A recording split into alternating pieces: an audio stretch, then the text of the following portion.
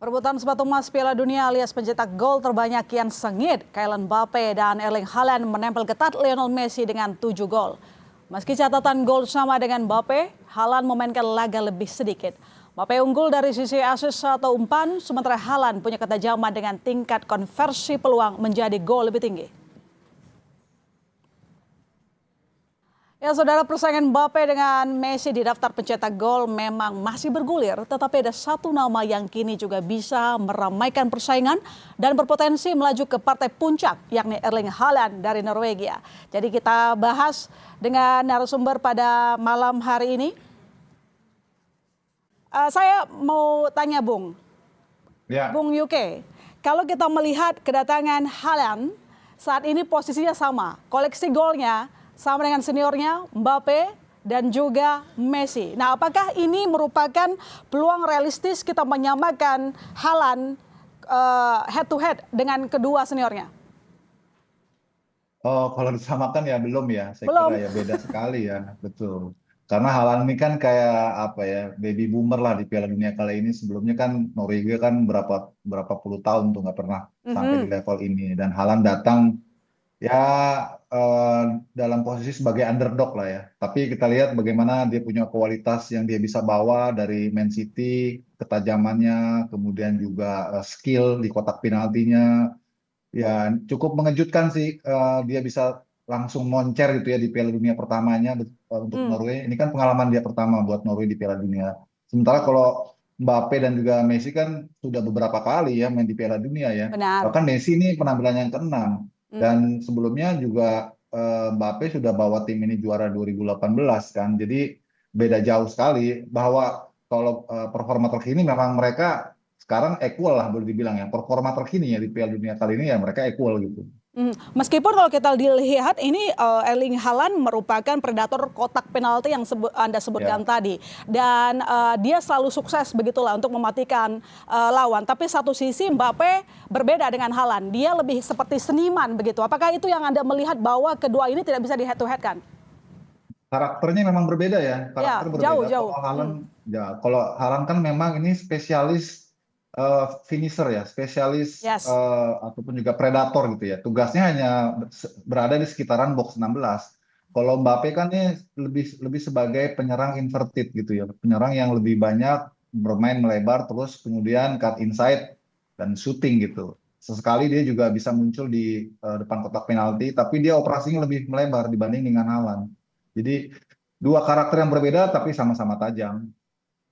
Oke, tapi kalau kita lihat sendiri dalam sejarah ketika Mbappe dan juga Messi sudah bermain di Piala Dunia sejak usia muda. Sementara Haaland di usia 25 tahun. Di usia 25 tahun ini pun langsung pecah rekor dan menarik perhatian pecinta sepak bola dengan tendangan mautnya di penalti. Ya, terima kasih buat FIFA yang udah memberikan banyak slot untuk 48 tim kali ini sehingga Norway punya kesempatan bisa tampil di sini.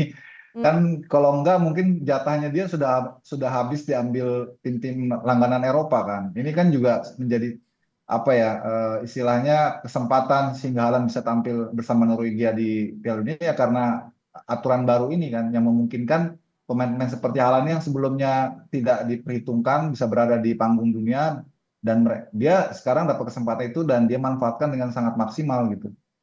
Jadi apakah dominasi Haaland di level klub bisa diterjemahkan menjadi produktivitas yang sama di ajang Piala Dunia bersama Norwegia?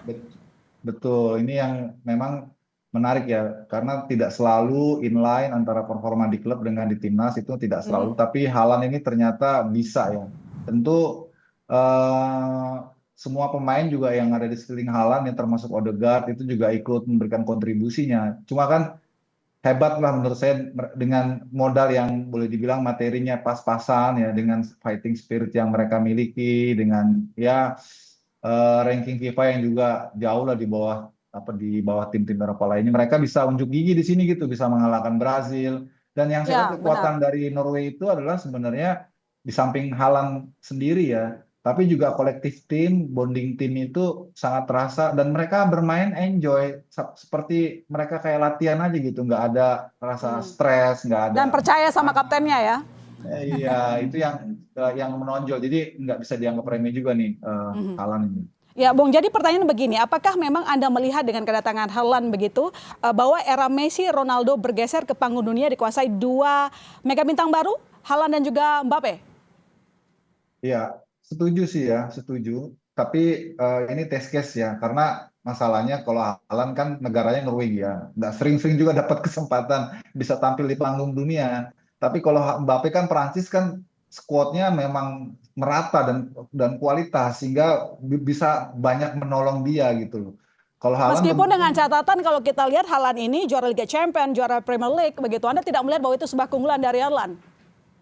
iya, kalau untuk pribadinya iya, tapi kan tadi saya katakan kalau untuk personal halannya dia udah equal sebenarnya di Piala Dunia ini dengan catatan Messi dan juga Mbappe ya. Tapi Hmm. kalau untuk konsisten itu kan pertanyaannya bukan cuma untuk dia sendiri, tapi untuk Ya. Norwegianya bisa konsisten nggak ikut Piala Dunia lagi? Itu kan yang jadi big questionnya. Beda dengan Argentina ataupun dengan Prancis, talentanya kan merata dan kualitas itu. Jadi Mbappe, Messi itu tertolong juga sama kualitas pemain-pemain Timnya. di sekelilingnya mereka, betul. Jadi Haaland jadi tulang punggungnya dari Norwegia gitulah ya. Ya, ya, dia Oke. gendong semuanya lah itu. Ya, menggendong semuanya. Tapi kira-kira menurut Anda sendiri, siapa kira-kira yang paling realistis berpeluang finish sebagai pencetak gol terbanyak? Sekarang kan yang posisi teratas ada Messi, Mbappe, termasuk Haaland. Messi dan Mbappe. Messi dan Mbappe, Anda tidak Anda tidak optimis dengan Haaland? Ya, persoalan ini kan apakah Haaland bisa sampai ke partai akhir Hmm. negaranya. Itu kan ikut mempengaruhi kesempatan dia untuk bikin gol gitu. Dan sekarang di fase seperti ini, di fase gugur ini, itu kesempatan untuk bikin gol nggak akan banyak gitu loh. Soalnya kan persaingan sudah jauh lebih ketat. Ini tantangan ini yang menjadi lebih sulit ya untuk Haaland ya. Karena Hmm. kalau kita lihat dia juga besok kan lawan Inggris yang notabene pemain-pemain Inggris sudah tahu betul siapa Ya. Haaland karena sehari-hari mereka ada ketemu Haaland di level klub kan.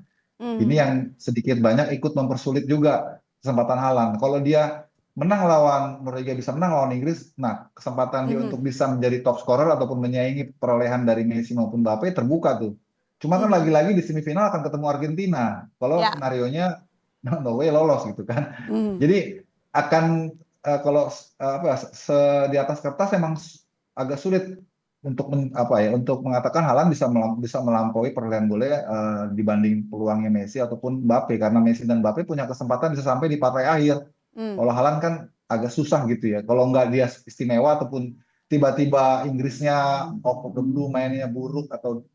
mereka kalah Oke. terus Argentina juga mereka bisa kalahin, wah itu menurut saya ajaib juga sih kalau itu sampai terjadi gitu ya. Oke, kalau begitu pertanyaan terakhir saya, prediksi Anda pertandingan Prancis versus Maroko dan juga Norwegia versus Inggris. Skornya berapa, Bung? Ya kalau Prancis sama kalau Prancis sama Maroko ini saya pikir cukup equal ya dari sisi kualitas kedua kesebelasan Mhm. terlepas bahwa Prancis punya materi pemain yang lebih mumpuni tapi fighting spirit kemudian juga semangat dari Maroko ini juga luar biasa. Saya kira pertandingan akan berakhir di 120 menit ya, nggak cukup 2 kali 90, 2 kali 45. Tapi Oke. kalau kalau Inggris sama Norway saya kira Inggris yang lebih difavoritkan gitu. Oke, baik. Terima kasih, Bung, telah bergabung di Sapa Indonesia Malam. Sampai ketemu lagi.